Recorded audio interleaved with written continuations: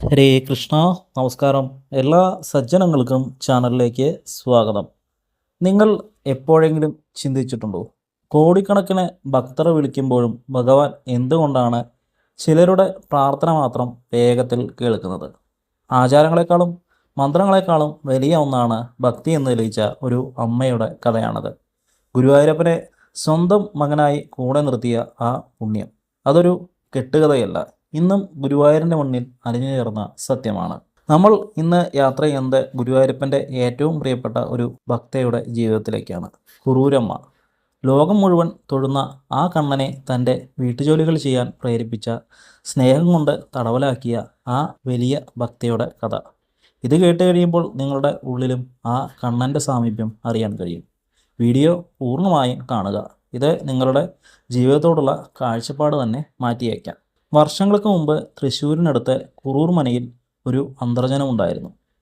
വൈദവ്യത്തിൻ്റെ വേദനയിലും ഒറ്റപ്പെടലിലും ആ അമ്മയ്ക്ക് കൂട്ടിനുണ്ടായിരുന്നത് ഒരേ ഒരു പേര് മാത്രമായിരുന്നു: ഗുരുവായൂരപ്പൻ. പടിഞ്ഞാറ്റിയിലിരുന്ന് കണ്ണാടി നോക്കി പ്രാർത്ഥിക്കുമ്പോൾ അവർ കാണുന്നത് വെറും ഒരു വിഗ്രഹത്തെയല്ല, മറിച്ച് തൻ്റെ കൂടെ കളിച്ചു നടക്കുന്ന, കുസൃതി കാണിക്കുന്ന ഒരു ചെറിയ ഉണ്ണിക്കണ്ണനെയാണ്. ഒരിക്കൽ മഹാപണ്ഡിതനും വലിയ ഭക്തനുമായ വില്ലുമംഗലം സ്വാമിയാർ കുറൂർ മനയിൽ ഭിക്ഷയ്ക്ക് എത്തി. ഭഗവാനെ നേരിട്ട് ദർശിക്കാൻ കഴിവുള്ള ആളാണ് സ്വാമിയാർ. എന്നാൽ അന്ന് അദ്ദേഹം ഒരു കാര്യം ശ്രദ്ധിച്ചു: ഗുരുവായൂരപ്പൻ അവിടെ എങ്ങും ദൃശ്യനല്ല. സ്വാമിയാർ അത്ഭുതപ്പെട്ടു. സാധാരണയായി ഭക്തിയുള്ള ഇടങ്ങളിൽ ഭഗവാൻ ഉണ്ടാകേണ്ടതാണ്. കുറൂരമ്മ ഭക്ഷണം നൽകാൻ വൈകുന്നു കണ്ടപ്പോൾ സ്വാമിയാർക്ക് ചെറിയ ദേഷ്യം തോന്നി. അദ്ദേഹം ചോദിച്ചു: അല്ലയോ അമ്മേ, ഭഗവാൻ എവിടെ? എനിക്ക് അദ്ദേഹത്തെ കാണാൻ സാധിക്കുന്നില്ലല്ലോ. അമ്മ പുഞ്ചിരിയോടെ പറഞ്ഞു: അവൻ അവിടെയുണ്ട് സ്വാമി, പക്ഷേ ഇപ്പോൾ വരാൻ പറ്റില്ല. അവൻ ശിക്ഷയിലാണ്. ഒരു നിമിഷം ഒന്ന് ആലോചിച്ച് നോക്കൂ.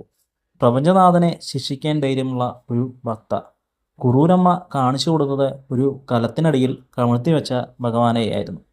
കുസൃതി കാണിച്ചതിന് ആ അമ്മ കണ്ണനെ അവിടെ അടച്ചു വെച്ചിരിക്കുകയാണ്. സ്വാമിയാർ പോലും ഒരു നിമിഷം ആശ്ചര്യപ്പെട്ടു പോയി.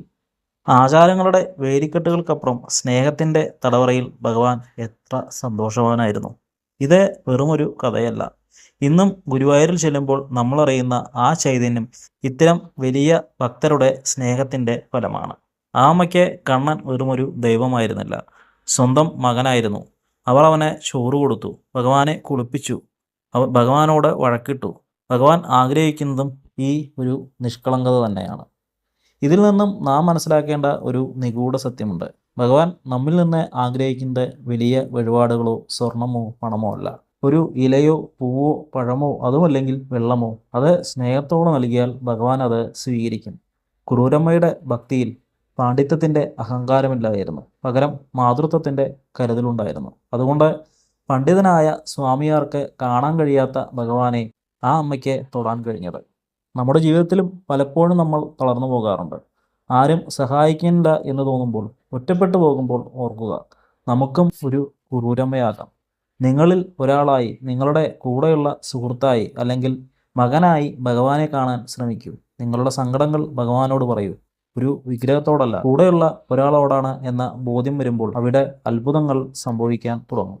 വിശ്വാസം എന്നത് കാണാത്തതിനെ വിശ്വസിക്കലല്ല, മറിച്ച് കൂടെയുള്ളതിനെ അനുഭവിക്കലാണ്. ഗുരുവായൂരപ്പൻ്റെ ഓരോ കഥയും നമ്മെ പഠിപ്പിക്കുന്നത് ഒന്ന് മാത്രം: നീ എന്നെ സ്നേഹിച്ചാൽ ഞാൻ നിൻ്റെ കൂടെ ഉണ്ടാകും, നിഴലായി തണലായി. ഈ വീഡിയോ കാണുന്ന നിങ്ങളുടെ ഓരോരുത്തരുടെയും ഉള്ളിലെ സങ്കടങ്ങൾ ആ കണ്ണൻ തീർത്തു തരട്ടെ എന്ന് പ്രാർത്ഥിക്കുന്നു. ആ നിഷ്കളങ്കമായ ഭക്തി നിങ്ങളിലും ഉണ്ടാകട്ടെ. ഏവർക്കും വീഡിയോ ഇഷ്ടമായെന്ന് കരുതുന്നു. വീഡിയോ ഇഷ്ടമായെങ്കിൽ ചാനൽ സബ്സ്ക്രൈബ് ചെയ്യണേ. അതുപോലെ നിങ്ങളുടെ സുഹൃത്തുക്കൾക്കും ഈ വീഡിയോ പങ്കുവയ്ക്കുക. ഭക്തിയുടെ ലോകത്തേക്ക് കൂടുതൽ ആളുകൾ എത്തിച്ചേരട്ടെ. ഏവർക്കും നന്ദി, നമസ്കാരം.